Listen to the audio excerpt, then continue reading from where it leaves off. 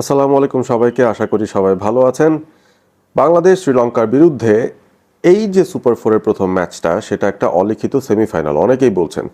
তার কারণটা হচ্ছে বাংলাদেশ কিংবা শ্রীলঙ্কা এই দুটো দলকে ইন্ডিয়ার এগেনস্টে এশিয়া কাপের এবারের আসরের ফাইনালে অনেকে দেখছেন।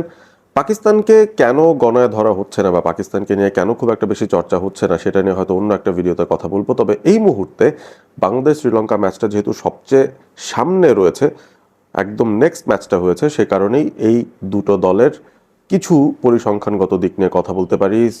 স্টার্টিং ইলেভেনের প্রেডিকশনটাও দিয়ে দিতে পারি, যেখানে আসলে এর আগে যেহেতু গ্রুপ বিতে দুটো দল একই সঙ্গে খেলেছে, সেই দলের সঙ্গে এই ম্যাচে দুটো দলের পার্থক্য কেমন হতে পারে, কি পরিবর্তনগুলো তারা আনতে পারে এবং মাঠের সিচুয়েশন অনুযায়ী এবং খেলার কনটেক্সট অনুযায়ী কি কি পরিবর্তন ট্যাকটিক্যালি বা স্ট্র্যাটেজিক্যালি নেওয়া উচিত, সেই বিষয়গুলো নিয়েই মূলত এই ভিডিওতে আলোচনাটা করতে চাই। প্রথমে শ্রীলঙ্কার বিষয়টা নিয়ে যদি আসি, শ্রীলঙ্কা 3-3, ইন্ডিয়াও 3-3। শ্রীলঙ্কা গ্রুপ বি থেকে তিনটা ম্যাচের তিনটাতেই জয় পেয়ে 6 পয়েন্ট নিয়ে হাসতে খেলতে সুপার ফোরে চলে এসেছে এবং প্রথম ধাক্কাতেই তারা বাংলাদেশের এগেনস্টে খেলছে। এখন এই ম্যাচটায় আমার কাছে মনে হয় যে একটুখানি প্রেশার নিয়ে শ্রীলঙ্কাকে খেলতে হবে, কারণ this is one of the matches যেটা সুপার ফোরে হয়তো শ্রীলঙ্কা ইয়ারমার্ক করে রেখেছিল যে তারা জেতার জন্য খেলবে। কারণ ইন্ডিয়ার সঙ্গে জেতাটা খুব টাফ হবে, পাকিস্তানের সঙ্গে ইটস স্টিল আনসার্টেন আসলে কেমন হতে পারে, কোন পাকিস্তান টার্ন আউট করতে পারে। সুতরাং এই যে বাংলাদেশের সাথে ম্যাচটা, এটা একদম শুরুতে না পড়ে যদি একটু পরের দিকে পড়তো তাহলে একটু ক্যালকুলেশন করে শ্রীলঙ্কা খেলতে আসতে পারতো। তবে অপোনেন্ট ফ্যামিলিয়ারিটিরও একটা ব্যাপার রয়েছে। এই ইদানিং বেশ কয়েক মাসের ভিতরে শ্রীলঙ্কা বাংলাদেশ একে অপরের বিরুদ্ধে বেশ কয়েকবার খেলে ফেলেছে।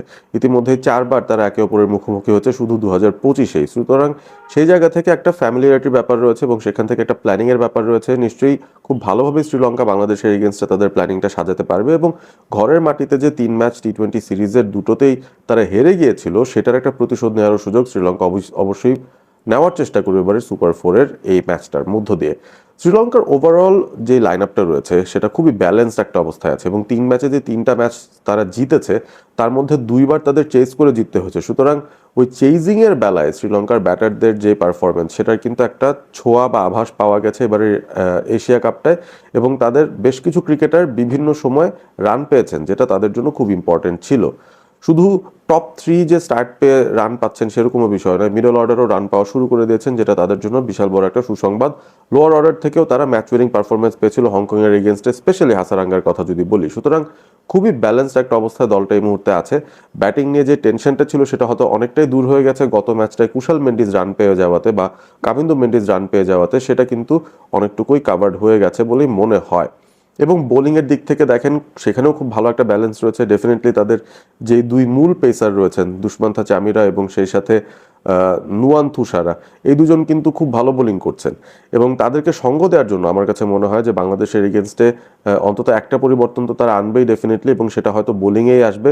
দুনিত ওয়েল্লা লাগে, ভেরি আনফর্চুনেট যে তার বাবা মারা গিয়েছেন এবং সে কারণে তিনি কলম্বোতে ফিরে গিয়েছেন। আবারও হয়তো তিনি চলে আসবেন, এই ম্যাচের আগে তিনি অ্যাভেলেবল হবেন। তবে আমার মনে হয় যে তাকে সিলেক্ট করা হবে কিনা, স্পেশালি নবীর এগেনস্টে তার যে একটা খারাপ ওভার গিয়েছিল সেটার পর তার কনফিডেন্সও হয়তো খানিকটা চিট ধরতে পারে বা মানসিকভাবে তিনি হয়তো খানিকটা বিধ্বস্ত থাকতে পারেন এরকম একটা পিতৃবিয়োগের পর। সুতরাং তাকে আমার মনে হয় আমরা বেঞ্চে দেখতে পারি এবং তার ওই মেন্টাল স্টেটটাকে একটু অ্যাট ইজ রাখার জন্য হয়তো তার জায়গায় আরও একজন স্পিনার নিয়ে আসা হতে পারে, সেটা হচ্ছে মাহিশ থিকসানা। রিসেন্ট হিস্ট্রিতে বাংলাদেশের এগেনস্টে থিকসানা যদিও উইকেট প্রাপ্তির দিক থেকে খুব একটা বেশি সফল নন, তবে অবভিয়াসলি তার যে মিস্ট্রি স্পিনটা রয়েছে সেটা কিন্তু শ্রীলঙ্কার জন্য একটা অ্যাসেট হয়ে যেতে পারে। এবং আমার মনে হয় যে এই লাইক ফর লাইক চেঞ্জটা তারা হয়তো করতে পারে, যে ওয়েল্লা লাকের জায়গায় থিকসানাকে তারা দলে অন্তর্ভুক্ত করবে, বাদ বাকি সবাই হয়তো একই থাকবেন। সুতরাং শ্রীলঙ্কার লাইন আপে যদি যাই, এক নজরের উপর থেকে যদি আসি, তাহলে অবশ্যই পাথম নিসাঙ্কা এবং সেই সাথে কুশাল মেন্ডিস তারা ওপেন করছেন। এই দুই ডানহাতি ব্যাটারি হয়তো ওপেন করবেন। 3 নম্বরে কামিল মিশারা তিনি নামবেন। তারপর 4 নম্বরে নামবেন কুশাল পেরেরা, আরও এক বাহাতি। 5 নম্বরে চারিত আসালাঙ্কা, আরেক বাহাতি।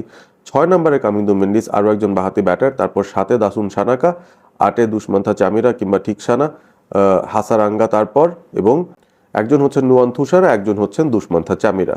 সো এই হচ্ছে শ্রীলঙ্কার প্রবাবল 11 বাংলাদেশের এগেনস্টে।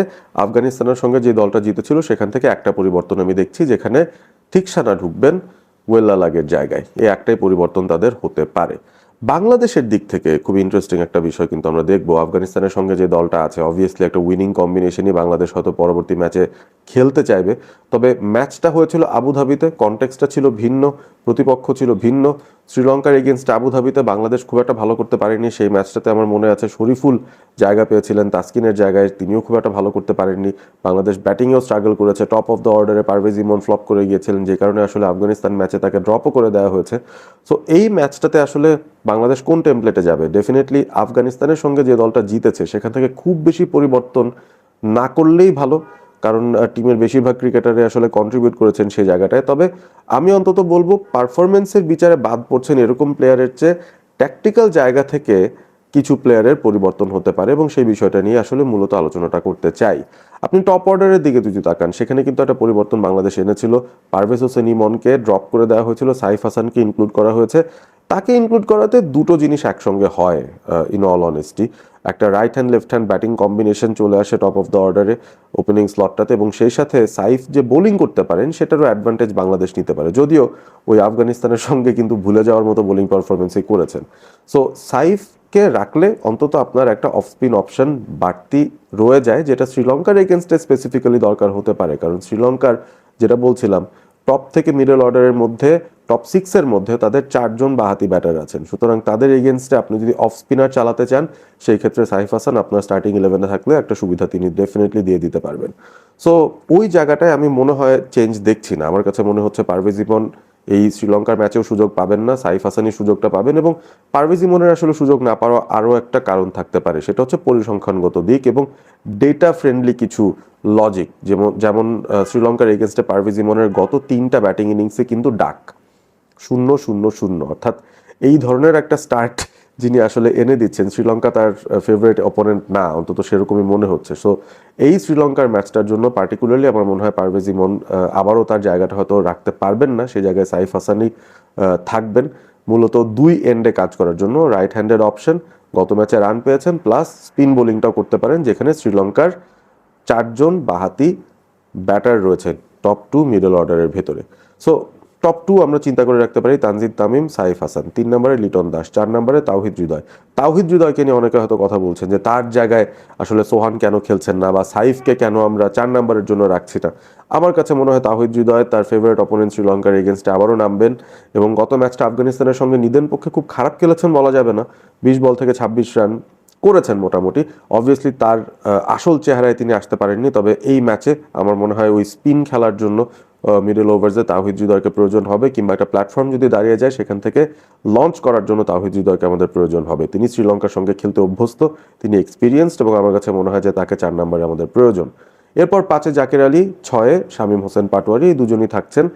আর 7 নম্বরে সেই জায়গাটাতে একটা ইম্পর্টেন্ট চেঞ্জ আমার কাছে মনে হয় থাকতে পারে। Nurul Hasan Sohan had a very very good game, আফগানিস্তানের সঙ্গে খুব গুরুত্বপূর্ণ কিছু কন্ট্রিবিউশন তার ছিল। ফিল্ডিংয়ে একটা দুর্দান্ত রান আউট, ব্যাটিং করতে এসে 6 বল থেকে 12, 200 স্ট্রাইক রেটে ব্যাট করা। বাট টিমের যেই কম্বিনেশন রয়েছে সেই কম্বিনেশনটা ঠিক করার জন্য আমার মনে হয় নুরুল সোহানকে স্যাক্রিফাইসড হতে পারে, এবং সেই জায়গায় শেখ মেহেদীকে আমরা আবারও ফেরত দেখবো। কারণ শেখ মেহেদী একে তো ডানহাতি অফ স্পিনার, একে তো পাওয়ার প্লের ভেতর বল করতে পারেন, তার মধ্যে শ্রীলঙ্কার এগেনস্টে তার রিসেন্ট রেকর্ডটা দারুণ। একটা টি20 সিরিজের মধ্যে একটা ম্যাচে তো তিনি প্লেয়ার অফ দ্য ম্যাচই হয়েছিলেন, 11 রান দিয়ে 4টা উইকেট নিয়ে তার ক্যারিয়ার সেরা বোলিংটা করেছিলেন। সো এই পরিচিত শ্রীলঙ্কার এগেনস্টে আমার মনে হয় শেখ মেহেদী খুব ইম্পর্টেন্ট একটা ফ্যাক্টর প্লে করবেন, এবং শেখ মেহেদীকে ডেফিনেটলি বাংলাদেশ ইনক্লুড করছে এই দলটার ভেতরে। সুতরাং সাথে আমি দেখছি সোহানের পরিবর্তে শেখ মেহেদী আসবেন। এখন 8, 9, 10, 11 এই জায়গার মধ্যে 8-এ আমার মনে হয় রিশাদ তার জায়গাটা ধরে রাখছেন। একজন লেগ স্পিনারের প্রয়োজনীয়তা রয়েছে, একটা মাত্র রিস্ট স্পিনার আমাদের টিমের মধ্যে আছে, তাকেও হয়তো আমরা রাখতেই চাই। রিশাদের পর তাসকিন মুস্তাফিজও মোটামুটি কনফার্ম যে তারা 10-11 পজিশনে থাকবেন। এখন নাসুম এবং তানজিম, এই দুজনের মধ্যে আসলে কাকে নেওয়া হবে সেটা নিয়ে একটা বিতর্ক থাকতেই পারে। গত ম্যাচটায় নাসুম তো প্লেয়ার অফ দ্য ম্যাচ হয়েছেন, সুতরাং তিনি তার জায়গাটা ডিজার্ভ করেন। আমি কেন এই আলোচনাটা করছি সেটাও আমি আসলে বুঝতে পারছি না। নর্মাল লজিক বলেন, নাসুম যেহেতু গত ম্যাচে প্লেয়ার অফ দ্য ম্যাচ হয়েছেন, তিনি ডেফিনেটলি থাকবেন। তবে তানজিমকে কেন নিয়ে চিন্তা করা হচ্ছে, তার কারণটা হচ্ছে দেখেন, ইন কেস যদি বাংলাদেশের পরবর্তীতে বোলিং করতে হয়, ধরেন আগে ব্যাট করলো বাংলাদেশ, তারপর পরে বোলিং করতে আসলো, সেই সময় যদি দুবাইতে ডিউ ফ্যাক্টরটা কোনো একটা বড় প্রবলেম হয়ে দাঁড়ায়, সেই ক্ষেত্রে কিন্তু মাত্র বাংলাদেশের 2 জন পেসার থাকবেন, বাদ বাকি সবাই কিন্তু স্পিনার। অর্থাৎ ডিউ যখন বেশি পড়ে তখন কিন্তু স্পিনারদের বল গ্রিপ করাটা খুব বেশি কষ্ট হয়ে যায়, খুব বেশি কঠিন হয়ে যায়। সুতরাং সেই জায়গাটাতে একটা চ্যালেঞ্জের মুখোমুখি হতে পারে বাংলাদেশ, এবং সেই কারণেই আমার মনে হচ্ছে তৃতীয় একটা পেস বোলিং অপশন কি দলে রাখা উচিত কিনা। যেহেতু শেখ মেহেদীকে একজন স্পিনার হিসেবে সোহানের জায়গায় ইনক্লুড করা হচ্ছে, সেহেতু নাসুমের জায়গায় একজন আমরা পেস বোলিং অপশন রেখে দিতে পারি কিনা তানজিম সাকিব, সেটা একটা অপশনের কথা বাংলাদেশ বিবেচনা করতে পারে। একটা যদি চেঞ্জ হয়, সেটা ডেফিনিট চেঞ্জ আমি বলছি, সেটা হচ্ছে শেখ মেহেদী ঢুকবেন সোহানের জায়গায়। তবে নাসুমের জায়গায় কি তানজিম ঢুকতে পারেন কিনা সেই প্রশ্নের উত্তরটা আসলে আমরা আগামীকালই পেয়ে যাব, বাংলাদেশ যখন তাদের প্রথম একাদশটা ঘোষণা করবে। আমার কাছে মনে হয় তানজিমকে রাখলেও খুব একটা বেশি ক্ষতি নেই, কারণ নাসুম তিনি আফগানিস্তানের বিরুদ্ধে যতটুকু এফেক্টিভ হয়েছেন, স্পেশালি তাদের টপ অর্ডারের মধ্যে সেদিকুল্লাহ আতাল বাদ দিলে বাকি সবাই ডানহাতি ব্যাটার ছিলেন এবং তাদের এগেনস্টে নাসুম বেশ এফেক্টিভ ছিলেন। যদিও সেদিক আতালের উইকেটটাও নাসুমই নিয়েছেন, বাট আমার কাছে মনে হয় যে নাসুমের জায়গায় যদি তানজিম সাকিব খেলেন খুব একটা অবাক হব না। সো ওই জায়গাটাতে একটা পরিবর্তন আসতে পারে। সো বাংলাদেশের হতে পারে দুটো পরিবর্তন, শ্রীলঙ্কার ডেফিনেটলি একটা পরিবর্তন। এই হচ্ছে অবস্থা, এবং আমার কাছে মনে হয় বাংলাদেশ প্রথম যে ম্যাচটা খেলেছিল গ্রুপ বির ম্যাচ শ্রীলঙ্কার এগেনস্টে, ভালো যায়নি ম্যাচটা, তার থেকে অনেক বেশি কম্পিটিটিভ একটা ম্যাচ আগামীকাল উপহার দেবে, এবং আমরা কিন্তু জয়ের ব্যাপারে আশাবাদী। বাংলাদেশ জয়ের ব্যাপারে আশাবাদী হতেই হবে, হতেই পারে, কারণ গত ম্যাচটায় তারা একটা উইনিং স্ট্রিকে ছিল। শ্রীলঙ্কা একটা ভালো টিম, তবে তাদেরকে রিসেন্টলি হারানোর রেকর্ড আমাদের রয়েছে, এবং তাদের এগেনস্টে আমরা আগে ব্যাট করি কি পরে ব্যাট করি, আমার কাছে মনে হয় যে we have a fair chance to win, কারণ তাদের ক্রিকেটারদের সঙ্গে অন্তত আমাদের সখ্যতা আছে, তাদের স্ট্রেংথস উইকনেসের ব্যাপারে আমাদের আইডিয়া আছে। আপনাদের মতামত জানিয়ে দিতে পারেন কমেন্ট করে, বাংলাদেশ কি জেতার সম্ভাবনা কতটুকু দেখছেন, এবং দলে কি কি পরিবর্তন আপনারা এক্সপেক্ট করছেন, শ্রীলঙ্কা দলে কি পরিবর্তন এক্সপেক্ট করছেন, রেজাল্টটা কেমন হতে পারে, সবকিছুই আপনারা জানিয়ে দিন কমেন্ট করে। ভিডিওটি ভালো লেগে থাকলে অবশ্যই বন্ধুদের সঙ্গে শেয়ার করবেন এবং সেই সাথে সাবস্ক্রাইব করবেন অল স্পোর্ট এবিপি। ভালো থাকবেন সবাই।